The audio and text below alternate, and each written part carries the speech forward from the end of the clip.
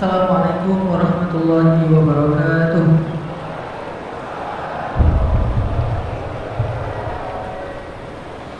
Alhamdulillahirabbil alamin. Alhamdulillahilladzi la yukhayyibu man amalah wa la yaruddu man sa'alah wa la yaqta'u man wasalah wa la yasludu man syakarah wa la yakilu man tawakkala alaih. Asyhadu an la ilaha illallah wahdahu la syarika lah wa asyhadu anna sayyidana Muhammadan abduhu wa rasuluhu alladzi la nabiyya ba'dah. Allahumma shalli ala sayyidina Muhammadin wa ala alihi wa sahbihi wa sallim. Rabbi shrah li sadri wa yassir li amri wahlul 'uqdatam min lisani yafqahu qawli.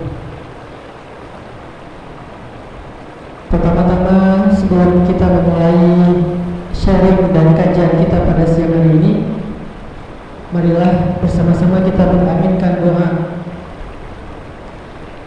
yang secara khusus kita persembahkan untuk saudara-saudara kita di Gaza, di Palestina. Doa untuk Masjidil Aqsa, masjidnya kaum muslimin.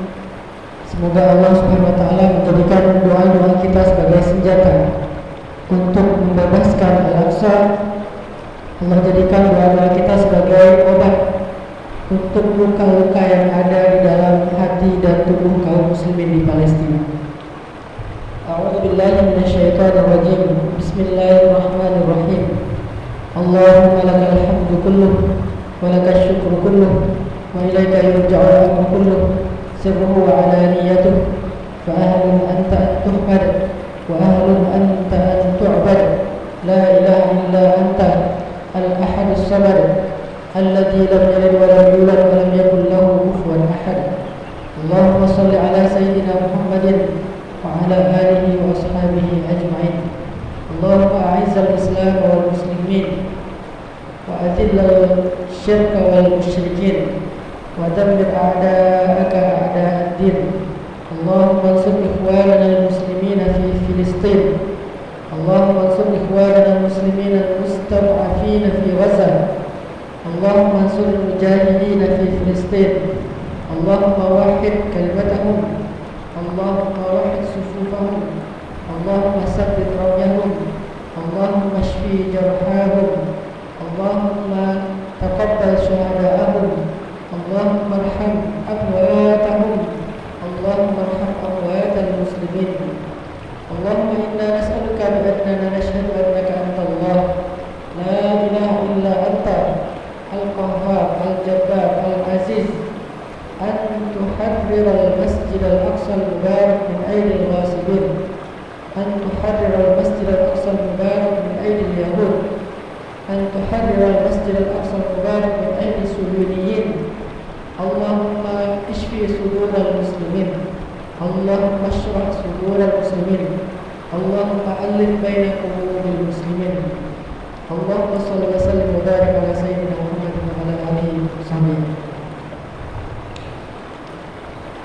Bapak Ibu, teman-teman sekalian, anak-anak muda yang dirahmati Allah Subhanahu wa taala. Hari ini kita ingin belajar bagaimana merasakan ketenangan bersama Allah Subhanahu wa taala. Saya akan coba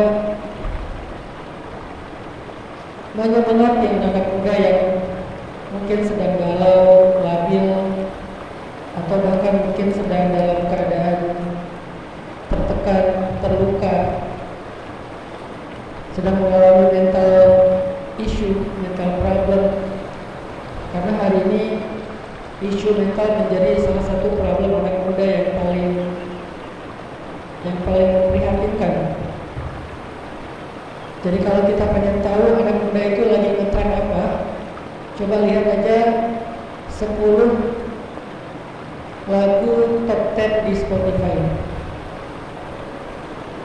Maka ketahuan itu adalah sesuatu yang lagi trending di anak muda. Dulu biasanya di Spotify itu top 10 lagu-lagunya itu selain ada cerita horor, ada kajian juga. Kalau lagu yang top 10 itu rata-rata tentang tema percintaan.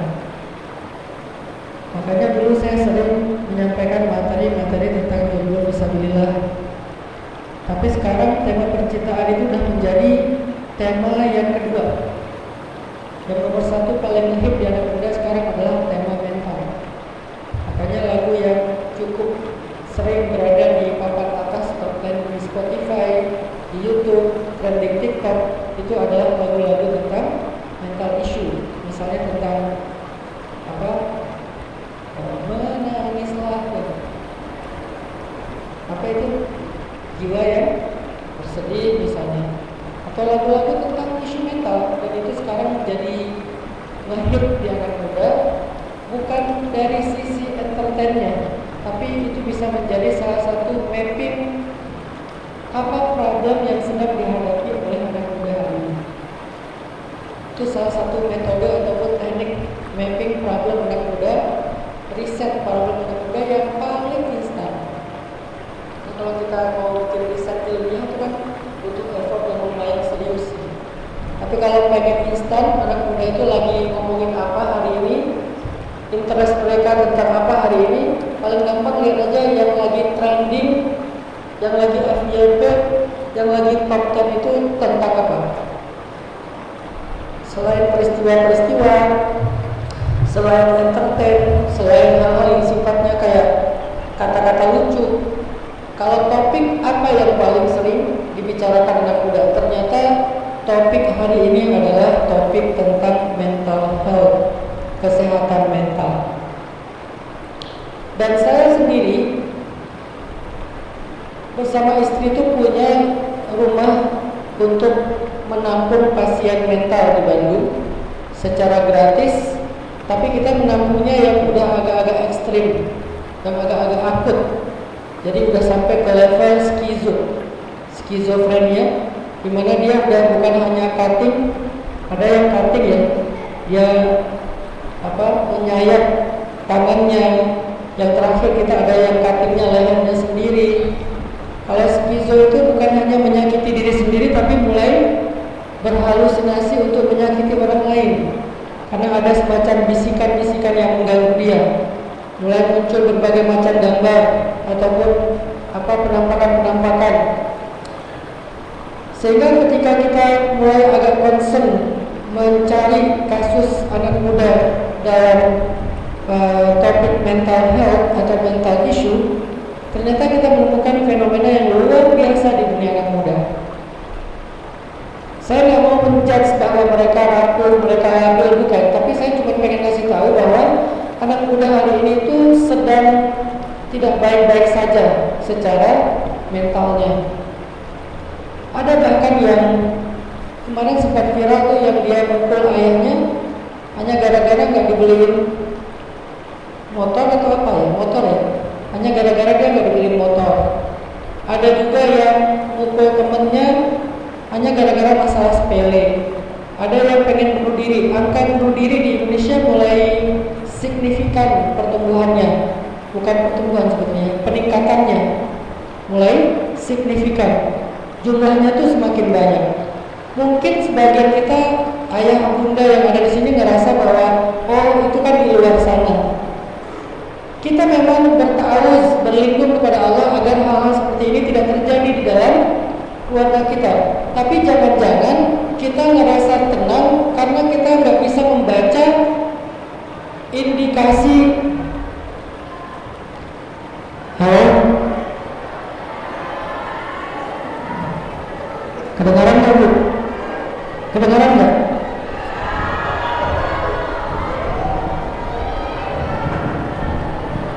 Nggak kedengaran? Nggak ya? Nggak jelas. Saya mohon maaf ya, saya nggak bisa teriak karena saya lagi cek. Oke, mungkin kita menyimak dengan hati ya.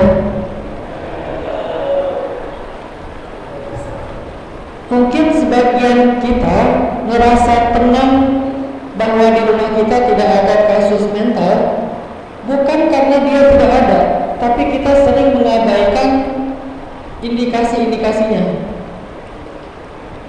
Saya punya sekolah gratis, punya penampungan pasien mental, pasien kanker, kita punya beberapa program sosial, dan ternyata sebagian dari pasien mental yang kita dapatin itu adalah mereka yang tidak cepat tertangani oleh orang tua atau keluarganya, gara-gara keluarganya ini nggak paham tentang ciri-ciri orang yang mengalami mental trauma.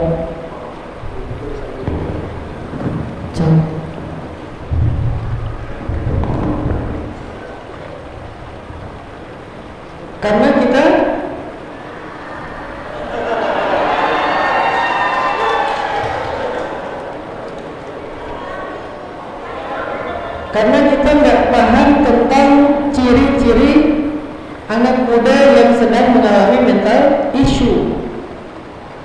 Ciri-ciri ketika dia sedang mengalami long grieving proses karena dia belum selesai dengan luka masa lalu. Mungkin dia mengalami trauma pengasuhan dari orang tuanya. Mungkin dia tertekan karena disuruh memilih salah satu jurusan di kampus yang bukan apa yang dia inginkan. Mungkin dia tertekan atau stres karena tuntutan menjadi anak pertama yang begitu tinggi dibandingkan adik-adiknya. Mungkin ini dan itu, dan banyak sekali faktor atau trigger yang menjadikan hari ini kita ngerasa tidak tenang di dalam hati kita. Ada yang overthinking sehingga nggak bisa tidur dengan nyenyak. Ada yang nambah berat badannya karena stres tinggi. Ada yang kemudian menyakiti diri sendiri. Ada yang nggak berani lagi berharap dan merencanakan masa depan. Semua itu dalam Islam dikenal dengan istilah al-ham wal hazan. Al-ham dan hazan. Al-ham atau humum adalah rasa sedih yang terlalu berat tentang masa lalunya, tentang masalahnya, tentang, kalau sekarang mungkin salah satu penyebab humum itu adalah pinjol. Ini udah lumayan mengerikan ya, karena korbannya udah banyak sekali. Tapi saya bukan lagi menawarkan solusi kalau terjadi pinjol seperti apa. Saya lagi mau ngomong tentang preventif.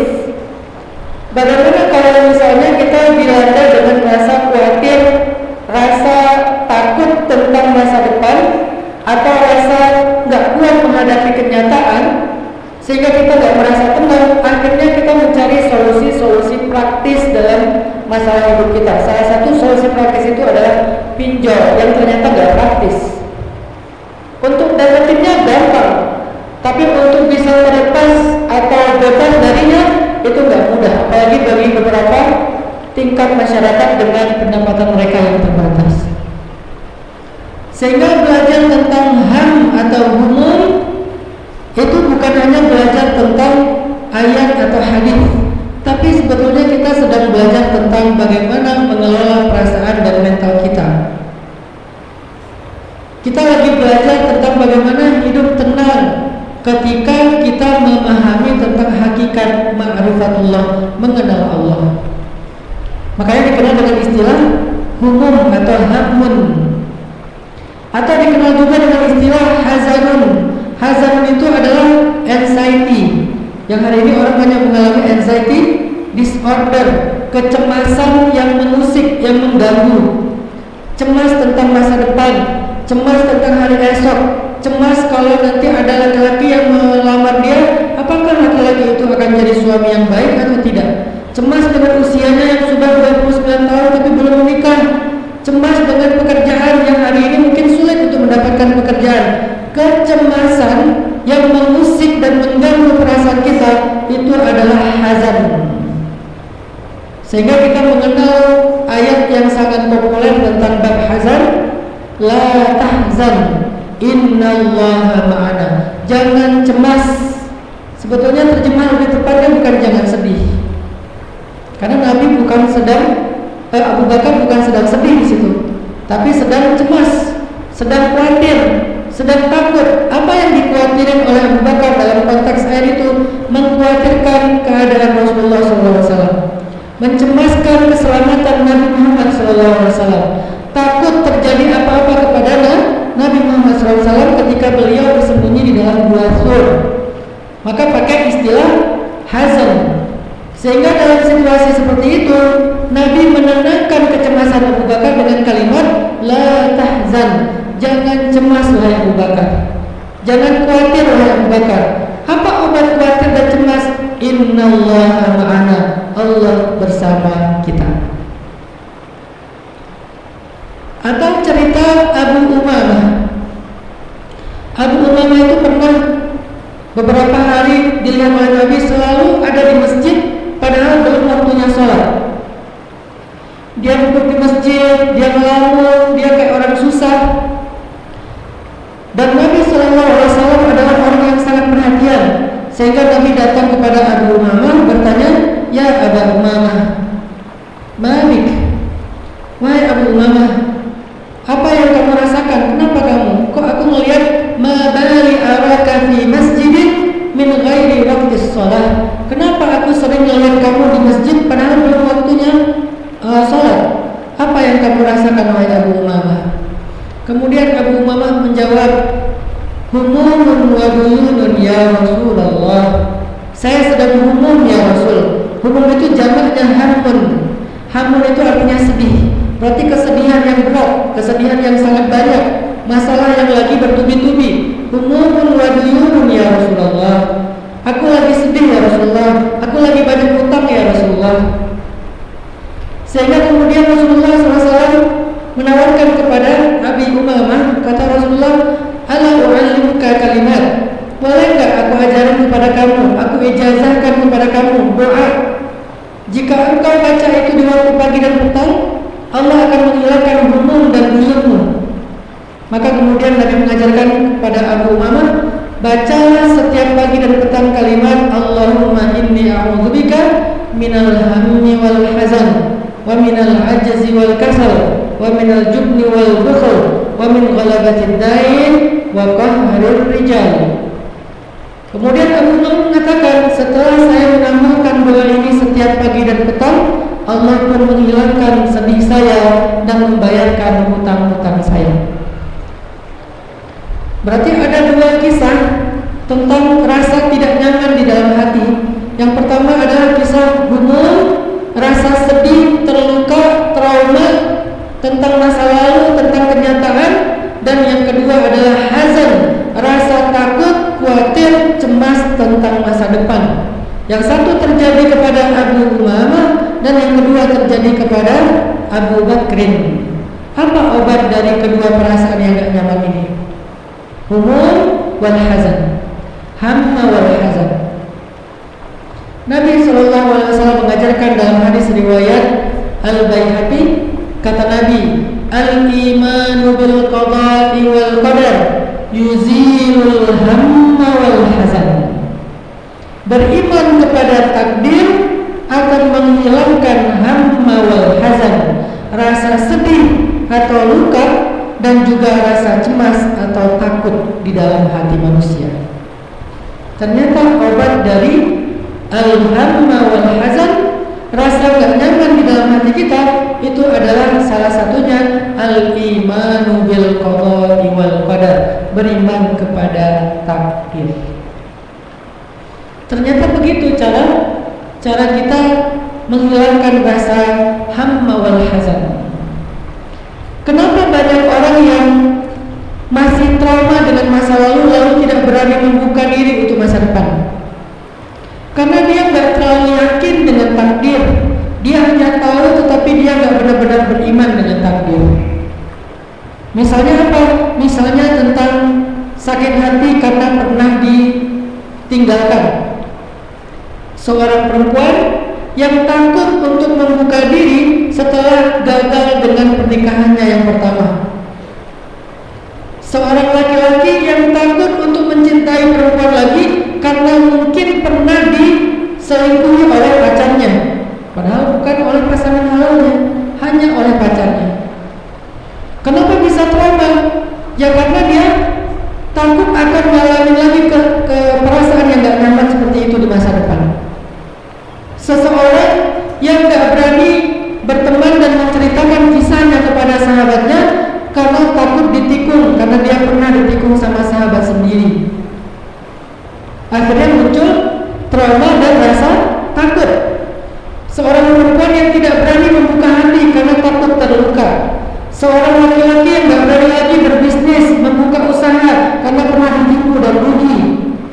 Dan banyak lagi problem dalam kehidupan kita yang sebetulnya obatnya adalah al-iman bil qadar.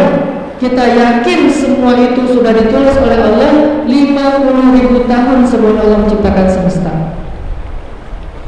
Lalu tulisan itu ditulis ulang lagi 40 hari sebelum Allah meniupkan ruh ke dalam rahim ibu kita. Disitulah ditulis takdir kita, bahwa pada saat ini kita akan begini, pada saat ini kita akan begitu. Semuanya sudah ditakdirkan oleh Allah. Artinya orang yang beriman kepada takdir dengan iman yang baik akan muncul rasa ridho, rasa ikhlas, oh ini ketetapan dari Allah.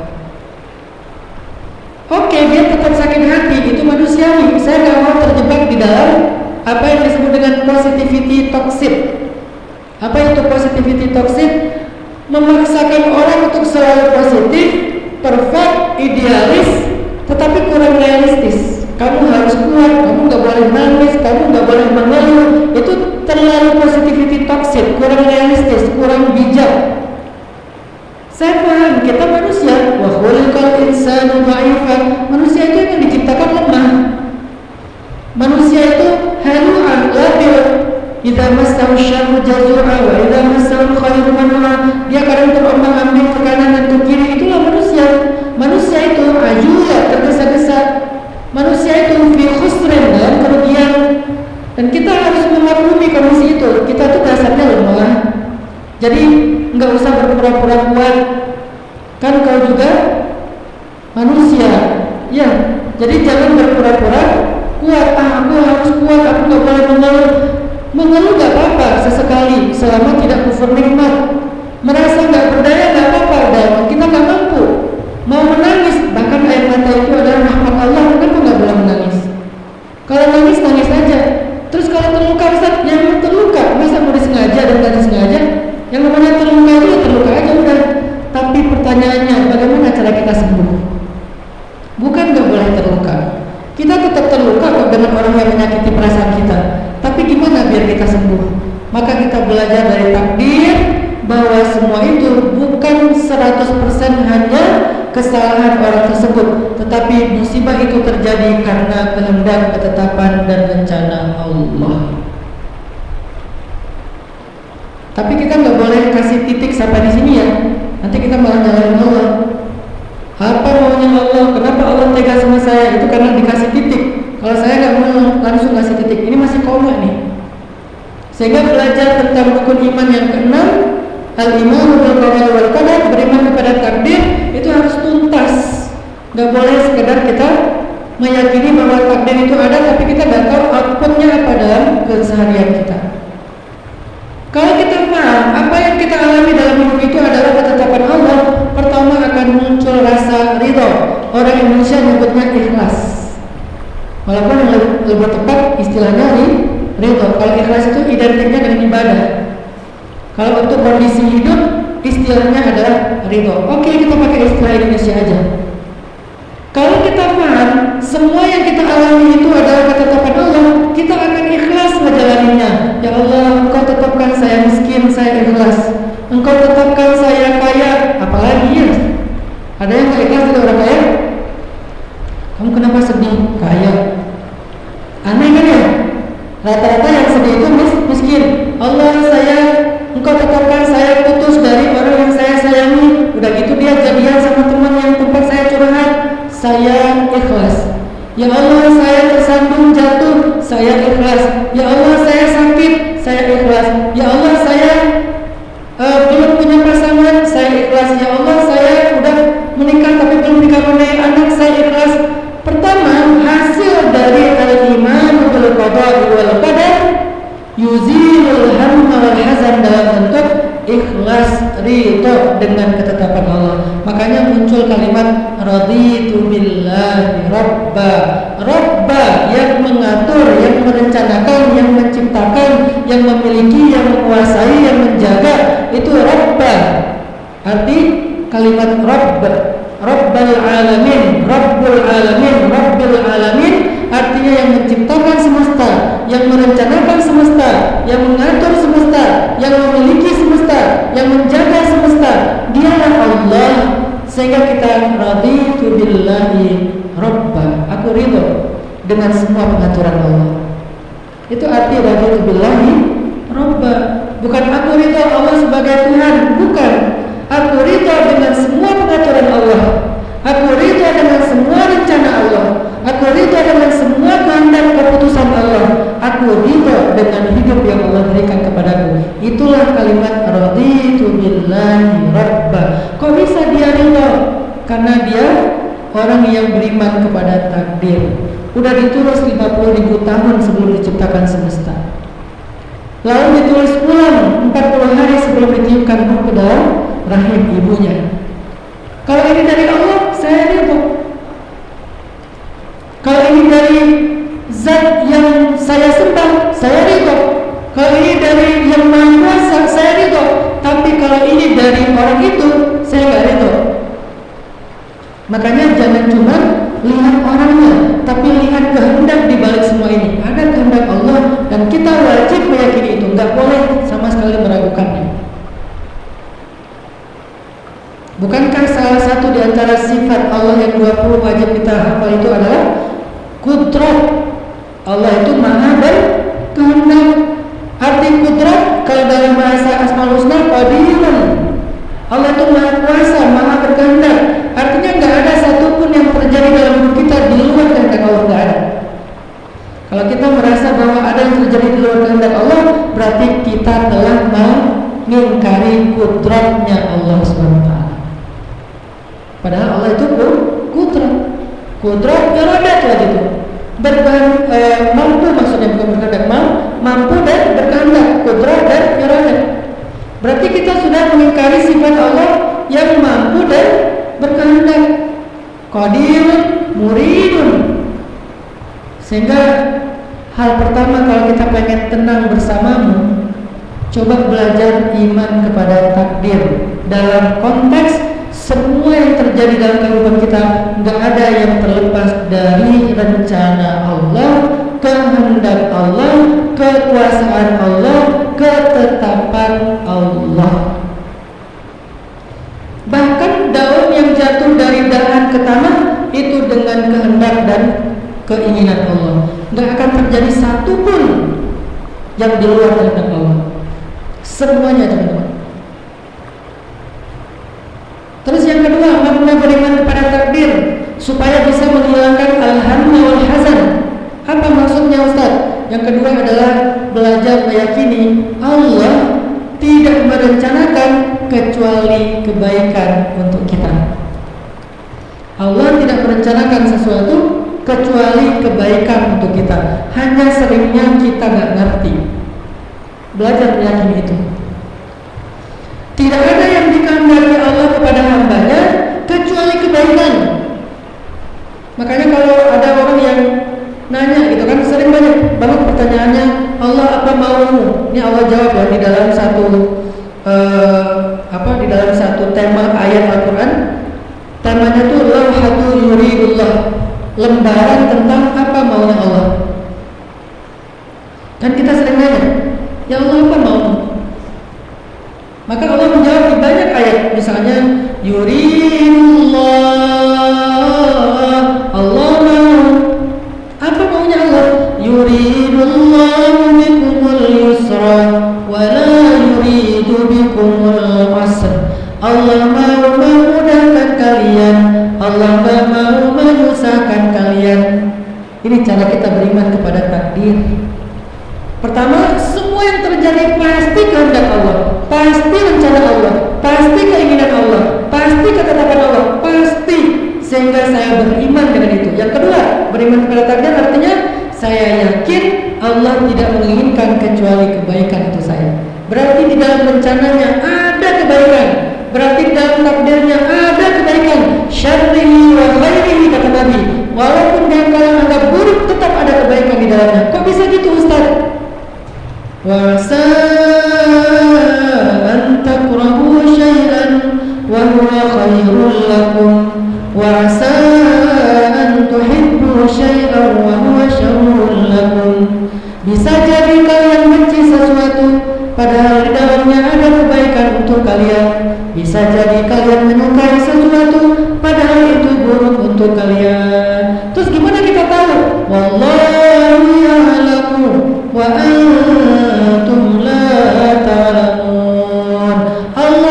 tahu, sedangkan kalian tidak tahu. Jadi jangan sok tahu.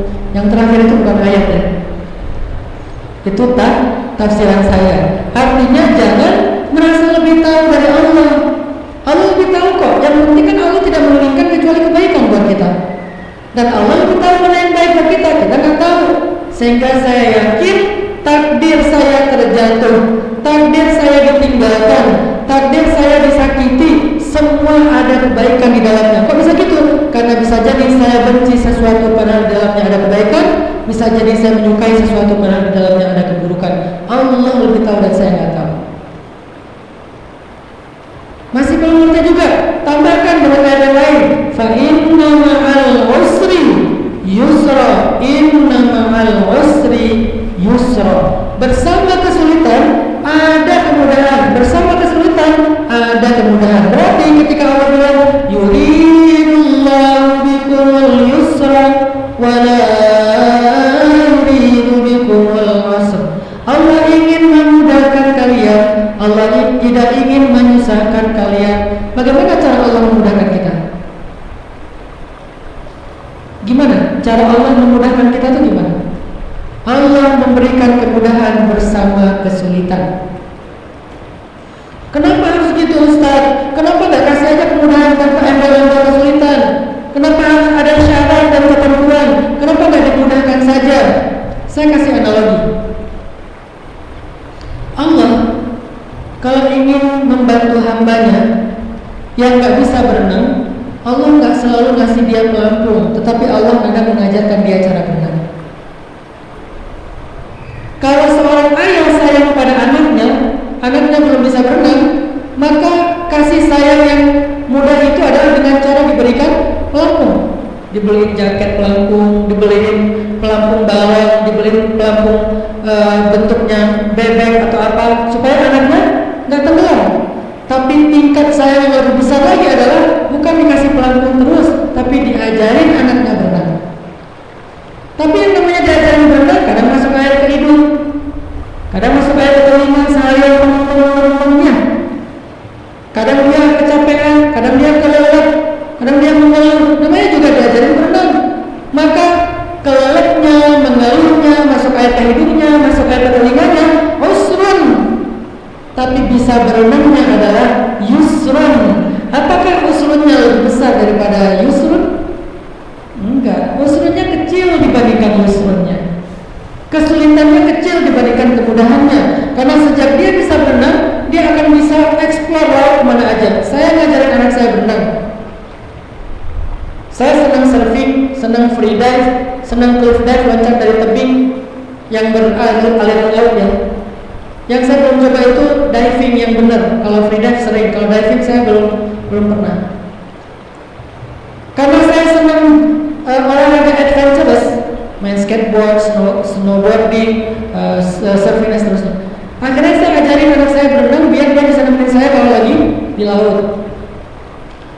Pas awal-awal belajar berenang mereka minta kayak pelampung segala macam, atau yang kayak dari plastik itu yang kotak mereka pegangin, terus kaki mereka dulu yang gerak. Lama-lama saya ambil satu persatu pelampung itu, saya biasakan mereka untuk water trapping sendiri, mereka ngapung sendiri. Awal-awalnya masuk air ke hidung, saya ajarin mereka tahan nafas dulu, ajarin mereka gimana cara water trapping dulu, mulai gerakan yang paling gampang gaya kotak, kemudian mulai gaya bebas dan seterusnya. Tapi awalnya mereka ngeluh, Bapak jahat, namanya anak kecil ya, yang manggil saya Bapak, umurnya 4 tahun. Bapak jahat, aku disuruh berenang, akhirnya aku sakit hidung, aku merah hidungnya, telinganya aku sekarang masih kerasa nih, telinga aku pekak dan seterusnya. Dia awalnya bilang saya jahat. Tapi setelah beberapa kali diajarin berenang, nggak lama kok, cuman nggak sampai 2 minggu lah, semingguan lah, 2 hari sekali, karena kebenaran di belakang rumah ada kolam renang umum, saya coba ajarin di situ. Setelah mereka udah bisa water trapping, udah bisa mulai berenang yang nyaman, saya ajaklah ke laut. Tadinya kalau diajak ke laut, mainnya di pasir, ada ombak datang, gitu-gitu doang. Nggak pernah mereka berenang dengan tampil. Nggak pernah mereka melihat yang namanya manta. Akhirnya karena udah bisa berenang, mau nggak Bapak ajak lihat manta? Akhirnya saya ajak mereka free dive, nggak snorkeling aja, karena kalau snorkeling doang pakai pelampung ngeliat mata dari jarak jauh. Kalau bisa dia free dive masuk, dia ngeliat mata ya jarak semeter lah. Akhirnya bisa mikir konten bareng dengan mantan, nah kayak gitu kan. Akhirnya mereka merasa, ya Bapak baik banget ya ngajarin kita berenang, sehingga sekarang kita bisa berenang bareng tante, berenang bareng mantan, bisa cliff dive di tempat yang agak dalam. Karena kalau cliff dive-nya nakal kan bahaya banget ya. Alhamdulillah pas cliff dive muncul lagi, kebayang kalau nggak bisa berenang nggak muncul-muncul. Artinya kemudahannya jauh lebih banyak dibandingkan kesulitannya. Allah kalau sayang kepada kita, maka Allah ingin memudahkan kita dengan cara sedikit memberi kesulitan. Itu logis. Kenapa kita protes? Makanya ketika kita tanya, ya Allah apa maumu? Yuridullah bikumul yusra wa la yuridu bikumul usra. Allah pengen mudahin kalian, Allah gak pengen nyusahin kalian. Apa maunya Allah? Kok saya udah nikah sekian tahun tapi belum dikaruniai anak? Mungkin Allah pengen kalian menyantuni anak yatim. Nanti ketika kalian punya sekian ratus anak asuh yatim piatu hafiz Al-Quran, Allah akan berikan kalian anak dan kalian akan tahu bagaimana mendidik mereka dengan baik. Daripada ketika kalian berdoa minta anak langsung dikasih anak, kemudian anak itu terluka dengan luka pengasuhan kalian yang belum siap punya anak. Allah lebih tahu sedangkan kalian tidak tahu. Maka beriman kepada takdir dengan makna yang kedua untuk mengobati rasa hamma wal hazan dalam hati kita adalah beriman bahwa Allah selalu menginginkan yang baik-baik untuk kita. Kita aja yang sering salah paham. Saya kasih contoh juga, ini pengalaman pribadi saya. Tahun 2017 kalau nggak salah. Waktu itu saya lagi belum terlalu banyak main sosmed, belum banyak ceramah di luar kota. Saya punya beberapa usaha. Kalau sekarang saya udah nggak sempat ngurus usaha saya. Saya dulu punya usaha jual beli pulsa. Di Bandung tuh saya punya 60 cabang pulsa. Terus saya juga punya usaha juga percetakan, jual beli mobil bekas, sama properti. Sejak saya fokus ke pemuda hijrah bikin tren anak muda, ya sebagian besar atau mungkin semuanya udah berhenti sekarang karena fokus bikin sekolah. Dulu ketika awal-awal merintis usaha, penghasilan saya nggak terlalu besar karena namanya usaha kadang-kadang pernah naik, udah gitu turun. Saya pernah di posisi yang agak sulit dalam usaha itu, ditipu teman, kehilangan ratusan juta, yang mungkin nggak ada apa-apanya dibandingkan sultan-sultan saya yang ada di depan sini. Mungkin saya masih sekian besar, oke. Buat saya ratusan juta itu udah besar. Itu tabungan saya sekian lama belum pernah 200 juta, pernah 100 juta, ya mungkin adalah lebih dari setengah M. Sedang terpuruk-terpuruknya, suatu saat saya akhirnya punya usaha kecil aja yang penghasilan bulanannya paling 3 juta, 2 juta untuk bisa makan. Tiba-tiba ada satu orang teman nawarin saya proyek, keuntungannya 15 juta. Bagi saya yang sudah sekian bulan penghasilannya 2 juta, 3 juta, dapat proyek dengan penghasilan 15 juta, itu sesuatu yang sangat menggembirakan. Saya ikutlah dalam proyek itu, waktu itu tentang percetakan. Saya akhirnya ikut, alhamdulillah dapat profit 15 juta, pegang uang cash 15 juta. Selang seminggu ketika saya punya uang 15 juta, tiba-tiba saya dapat musibah kena DBD. Saya baru pulang surfing di daerah Batu Karas, Pangandaran. Pulang dari sana saya udah demam, pas sampai di Bandung diperiksa ternyata kena DBD. Masuklah ke rumah sakit. Karena saya ngerasa punya uang 15 juta, biar saya juga bisa istirahat, istri saya yang membuat bisa istirahat, saya memilih rumah sakit di kamar yang sendiri, gak join dengan pasien lain. Akhirnya saya pilih kamar, dirawat dengan kamar yang ada TV-nya, ada sofa bednya, ada kulkasnya. Istri saya bisa istirahat juga di situ. Dokternya spesialis. Kalau dokter spesialis itu kan memotivasi ya, wah ini penyakit kecil, sebentar lagi juga sembuh kan gitu ya, nggak nakut-nakutin kan. Akhirnya nyaman lah. Setelah beberapa hari dirawat, akhirnya dibolehkan keluar sama dokter. Saya nebus biaya rumah sakit habis persis 15 juta. Sampai di rumah saya nggak ulang. Saya mikir, Masya Allah, Allah itu baik banget ya. Coba bayangin ya, angle-nya itu beda. Allah itu baik banget ya. Kenapa? Allah tahu seminggu lagi saya akan butuh uang 15 juta untuk berobat. Karena dalam takdir saya sudah ditakdirkan seminggu lagi akan sakit DBD. Karena Allah pengen memudahkan saya dalam berobat, minggu yang lalu saya dibekali 15 juta sama Allah. Seolah-olah Allah ngasih 15 juta itu ngomong, nih ya buat berobat minggu depan. Gitu kan? Bagi orang yang beriman kepada kehendak Allah. Tapi bagi mereka yang jahil, bagi mereka yang tidak paham maksudnya Allah, dia akan bilang apa maunya Allah. Baru seminggu saya pegang uang 15 juta, kok diambil lagi dengan musibah? Kamu nggak paham, 15 juta itu bukan buat kamu pegang, bukan buat kamu simpan. Memang Allah kasih buat kamu berobat. Kurang baik apa Allah sama kamu? Hanya beda sedikit di switch angle berpikirnya, bisa berubah dari kufur menjadi syukur.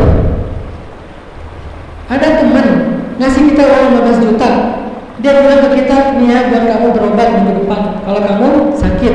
Pas kita sakit, terus kita bilang dia baik banget ya, tahu saya akan sakit dikasih 15 juta, kita bersyukur kan? Tapi kalau kita nggak paham, kita akan mengatakan kok tega ya, dia ngambil lagi uang 15 juta padahal dia ngasih ke saya minggu yang lalu. Dia tahu 15 juta itu bukan untuk kamu, tetapi untuk kamu berobat. Jadi Allah lebih tahu dan kita nggak tahu. Saya ridho. Oh iya, 15 juta itu emang buat berobat. Berarti Allah baik banget ngasih saya bekal. Coba kalau nggak dikasih 15 juta, mungkin saya tetap berobat karena itu darurat. Tapi berobatnya nggak senyaman sekarang. Saya harus satu kamar dengan pasien lain. Ada yang mungkin teriak-teriak tengah malam. Ada yang kemarin sempat viral, ada dokter dikira pocong. Akhirnya dia teriak-teriak sendiri misalnya ya. Terus istri saya nggak bisa nungguin saya dengan nyaman, nggak bisa istirahat. Bisa jadi saya sembuh, istri saya latihan sakit. Karena nungguin di rumah sakit itu kan lumayan melelahkan. Berarti Allah memudahkan saya menjalani takdir ketika saya sakit. Jadi teman-teman jangan buru-buru menyimpulkan Allah itu nggak baik, Allah itu tega. Allah udah menulis takdir kita, tinggal bagaimana menjalaninya. Allah melihat gimana kita. Aku tergantung prasangka hambaku kepadaku.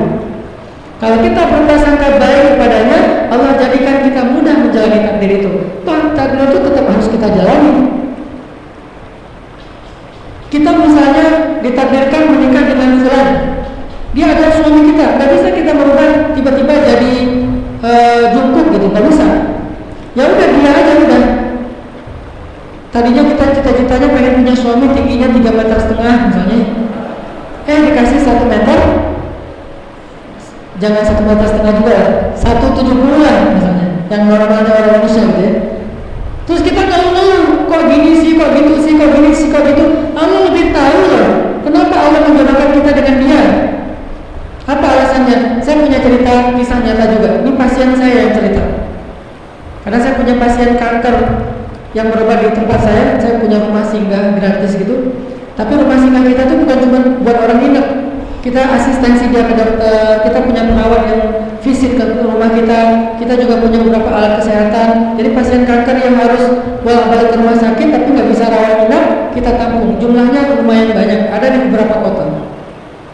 Salah satu pasien kita pernah mengalami pengalaman yang luar biasa. Ibu-ibu kanker payudara stadium lanjut. Payudaranya udah rusak. Maaf ya, namanya kanker itu kan ada aromanya ya. Jadi ada aroma yang kurang nyaman buat orang sekitar. Tapi ibu ini terus mengatakan alhamdulillah, alhamdulillah, alhamdulillah. Kami yang ngurus beliau bertanya, ibu, masya Allah luar biasa. Ibu dengan kondisi miskin, sakit kanker, kok masih banyak bertahmid, kok masih banyak bersyukur. Apa rahasianya? Kok masih bilang alhamdulillah, bilang innalillah aja belum kenal gitu ya. Ini alhamdulillah loh, bukan innalillah. Apa jawaban ibu itu? Ustaz, saya dulu nikahnya dipaksa sama orang tua. Saya tadinya pengennya punya suami pemain voli kampung yang terkenal di antara cewek-cewek sekampung tuh.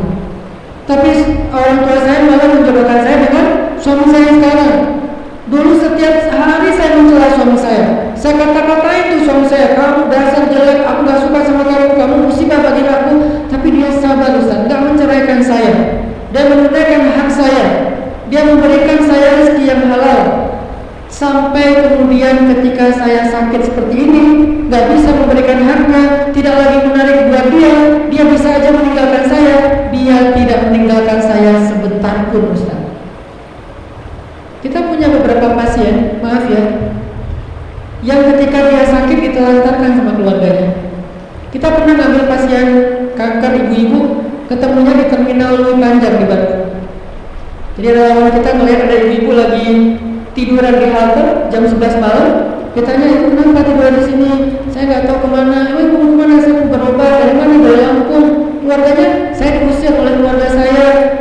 Saya nggak bisa kemana-mana. Saya pengen berobat. Akhirnya kita bawa ke tempat kita selidiki, ternyata benar beliau memang pengen berobat di Hasan Sadikin. Akhirnya kita dampingin. Ditinggalkan oleh keluarganya, diusir oleh keluarganya. Ada yang bahkan suaminya ketika istrinya dalam kondisi yang sangat berat begitu, suaminya selingkuh.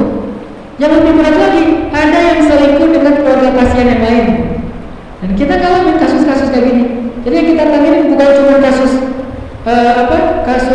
sakit fisiknya, tapi juga sosial, kemudian keluarga, mental. Di antara sekian banyak pasien, ada yang dijaga sama anaknya karena suaminya pergi, nggak mau merawat dia, yang jaga anaknya umur kelas 5 SD, udah putus sekolah demi jagain ibunya. Anak perempuan, dia nggak sekolah lagi demi jagain ibunya, kasih makan ibunya, bersihin pakaian ibunya, karena udah nggak bisa bangun, udah semuanya di situ. Suaminya pergi. Di antara sekian banyak cerita-cerita yang mengerikan, ibu ini bersyukur karena suaminya setia membersamai dia, nggak meninggalkan dia. Padahal kalau suaminya mau, suaminya bisa pergi dan meninggalkan dia, selingkuh atau menikah lagi atau mengabaikan, yang terserah, bisa banget. Tapi suaminya menemani dia dengan sangat sabar dan sangat romantis. Saya menyaksikan sendiri gimana romantisnya, disuapin sambil disemangatin, ini dikit lagi biar cepat sembuh, ini kata dokter bentar lagi juga udah bisa pulang, disemangatin, jadi kayak dokter spesialis. Disisir rambutnya, dimandiin, diceritain. Mereka sering kita dengar dari luar, ketawa-ketawa berdua di kamar tuh. Padahal kebayang ya, saya sakit kanker itu kalau lagi kambuh tuh, ada pasien kita, sebelum kita kasih kayak painkiller itu obat rekomendasi dokter, yang ada unsur-unsur kayak bius, bukan bius sih. Ya saya nggak bisa nyebut ininya. Pokoknya ada sesuatu yang membuat rasa sakitnya terhindar atau terabaikan. Sebelum kita kasih painkiller, ada pasien ketika kambuh sakit kankernya dia gigit lidah sampai berdarah dan gak kerasa sakitnya. Tapi ini di dalam kamar ada yang ketawa-ketawa berdua, saking suaminya soleh banget nemenin istrinya. Dan puncaknya ketika istrinya sakaratul maut, karena dia udah stadium lanjut, dokter juga sebetulnya udah secara medis sudah nyerah gitu kan, tinggal masalah quality of life lah, punya suami, orang yang perhatikan, dikunjungi oleh keluarga, itu aja yang disarankan dokter, penuhi quality of life-nya dia punya relationship yang bagus dengan keluarganya. Di akhir hayatnya ketika dia sakaratul maut, suaminya yang mentalkinkan la ilaha illallah kepada dia, maka dia wafat dengan la ilaha illallah di lisannya. Padahal dulu dia mencela suaminya, dasar kamu jelek, kamu musibah, saya gak mau nikah sama kamu. Tapi suaminya sabar banget. Dan setelah perempuan ini meninggal, dikuburkan oleh suaminya, disolatkan oleh suaminya, semuanya, suaminya nikah lagi. Pasti ibu-ibu tidak berharap itu terjadi kan? Tapi tahu nggak dengan siapa suaminya menikah lagi? Dengan pasien kanker lainnya yang sama-sama prihatin dan sulit keadaannya, nggak ada yang menarik secara fisik yang bisa diambil oleh seorang laki-laki. Kita tanya, Mas, apa yang Mas cari dengan menikahi pasien kanker kami? Saya bukan mau menyalurkan kebutuhan biologi saya, Ustaz. Saya nikah bukan karena nafsu, Ustaz. Saya menikah karena saya ingin merawat dia, Ustaz.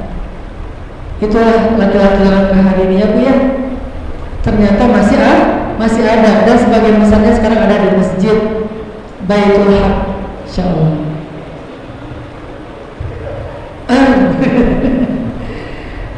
Jadi apa pelajarannya di sini teman-teman?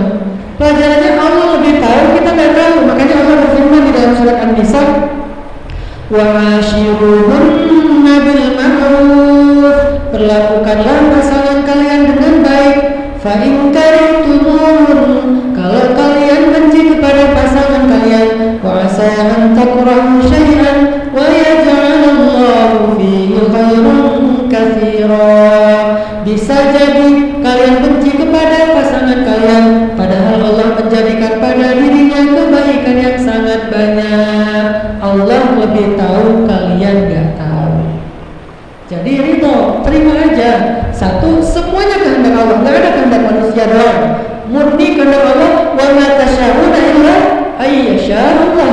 Kita nggak bisa berkehendak kecuali dengan kehendak Allah. Tapi Allah tidak menghendaki kecuali yang baik buat kita.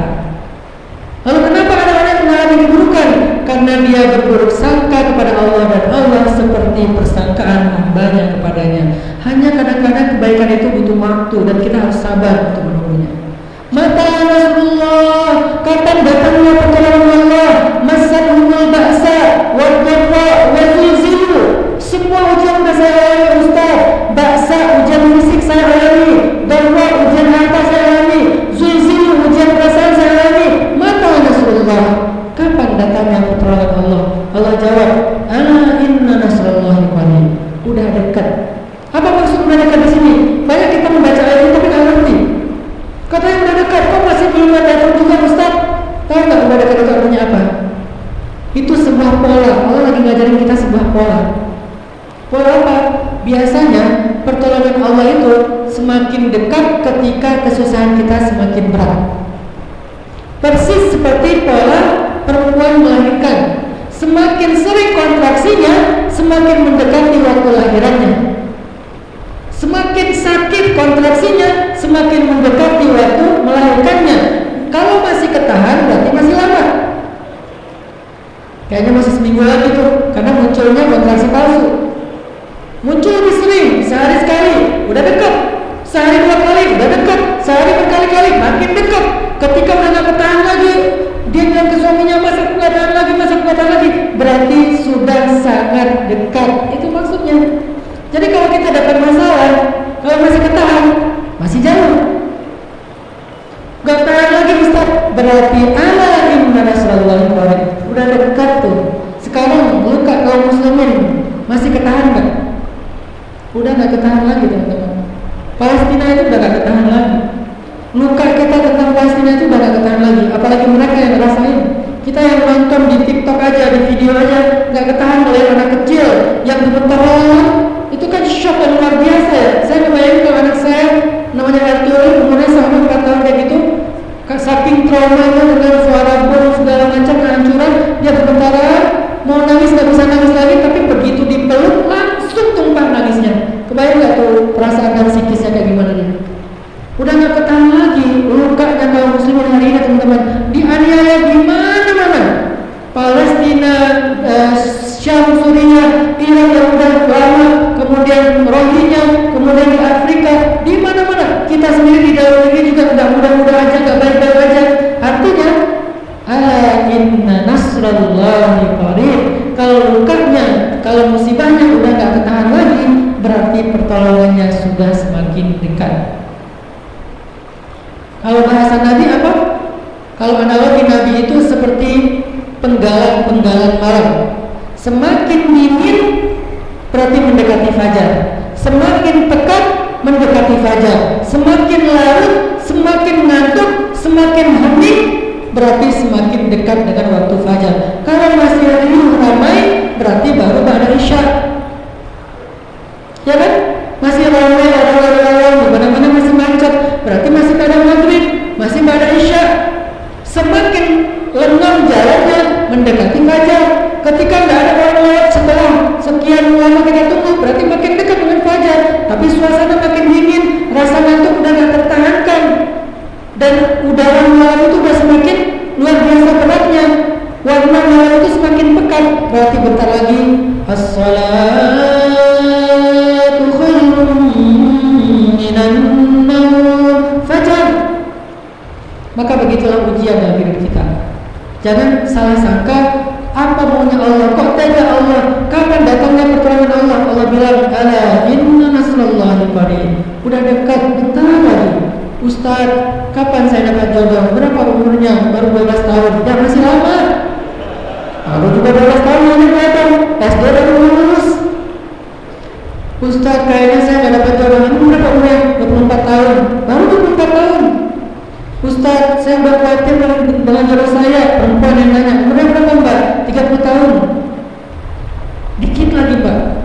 Apa ukurannya Ustaz? Ukurannya Sayyidah Khadijah, 40 tahun.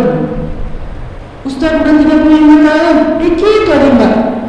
Ustaz 39 tahun. Nah, itu tinggal dikit lagi coba.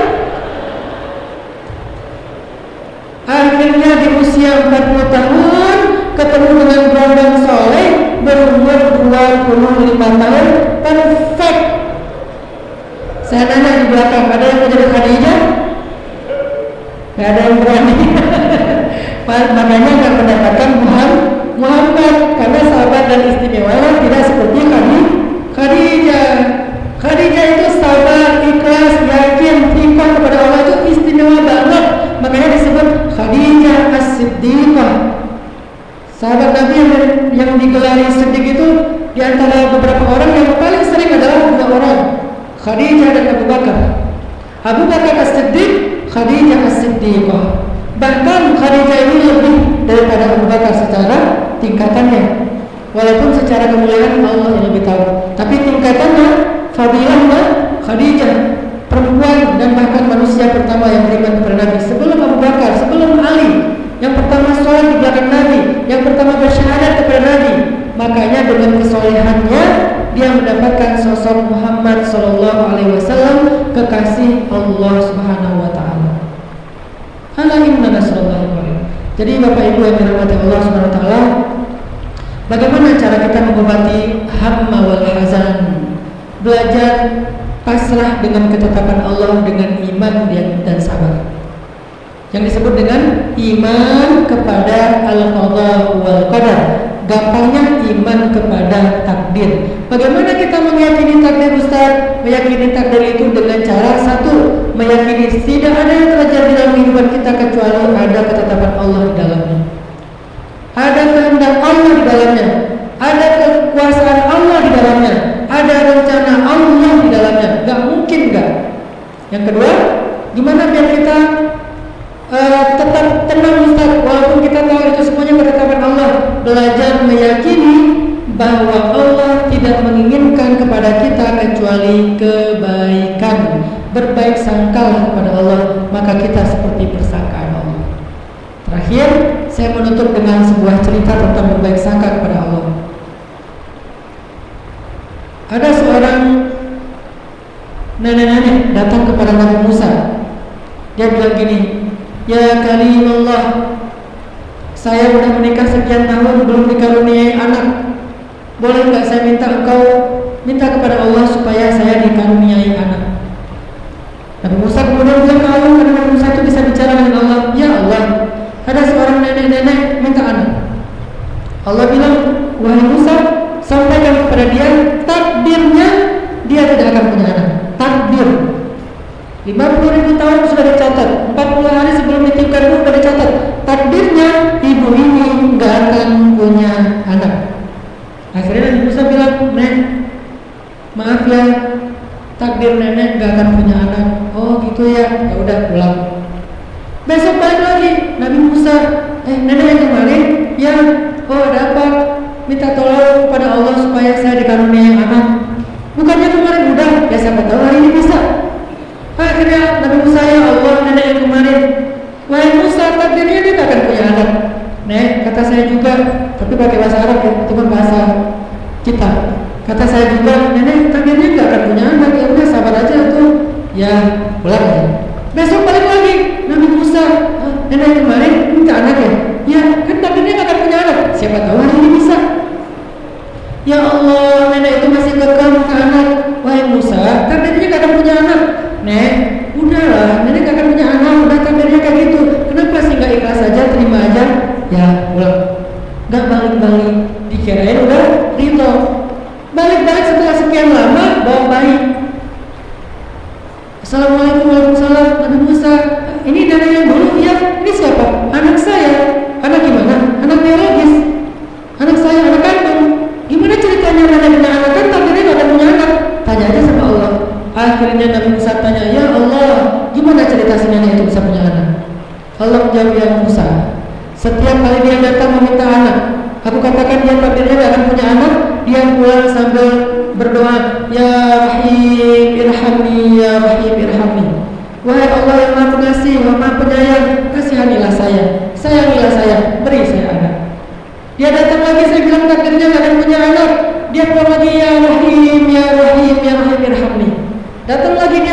mengatakan, Ya Rahim, Ya Rahim, Ya Rahim. Wahai Musa, sesungguhnya rahmatku mendahului takdir. Dengan itu aku berubah takdirnya sehingga dia punya anak. Maka Allah berfirman di dalam surat At-Taghabun, Yamhullahu ma yasha'u wa yuthbit wa 'indahu ummul kitab. Allah menghapus apa yang Dia kehendaki dan menetapkan, di sisinya ada kitab takdir. Artinya Allah berkehendak menghapus takdir dan merubahnya dengan rahmat Allah Subhanahu wa taala. Maka la tayasu min rauhillah, jangan putus asa kepada Allah. Tenanglah karena hidup kita dijamin oleh Zat yang Maha Baik. Justru kita nggak akan tenang kalau kita ragu kepada Allah. Maka harusnya orang yang beriman, iman itu dalam bahasa Arab berasal dari kata yang sama dengan aman. Berarti mukmin orang yang merasakan aman hatinya. Kenapa dia aman? Karena dia beriman. Beriman kepada siapa? Kepada Zat yang Maha Baik. Dan Zat yang Maha Baik itulah yang telah merencanakan hidup dia dengan cara yang paling baik. Semoga kita bisa memahami hakikat dari rukun iman yang keenam, yaitu al-imanu bil qada'i wal qadar. Barakallahu fikum. Wa 'azimi sultani. Allahumma shalli 'ala sayyidina Muhammad wa 'ala alihi wa ashabihi wa sallim. Allahumma ighfir lana dhunubana wa liwalidayna warhamhuma kama rabbayana shighara. Allahumma ya hayyu ya qayyum, ya hayyu ya qayyum, ya hayyu ya qayyum, bi rahmatika nastaghith, aslih lana sha'nana kullah wa la takilna ila anfusina tarfat 'ain. Rabbana hab lana min azwajina wa dhurriyyatina qurrata a'yun waj'alna lil muttaqina imama.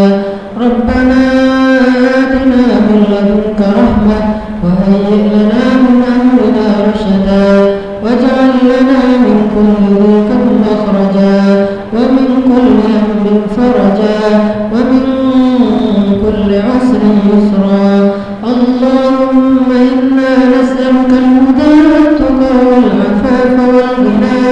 Allahumma inna nastawdi'uka umurana kullaha fa in lam takun lana faman laha wa anta khairul hafidha. Allahumma habbib ilayna al-iman wa zayyinhu fi qulubina wa karrih ilayna al-kufra wal-fusuqa wal-'isyan waj'alna minal rasyidin. Allahumma in kunta katabtana min ahli ash-shaqawah famhina waktubna min ahli as-sa'adah fa innaka tamhu ma tasha'u wa tuthbit wa 'indaka ummul kitab. Rabbana atina fid dunya hasanah wa fil akhirati hasanah wa qina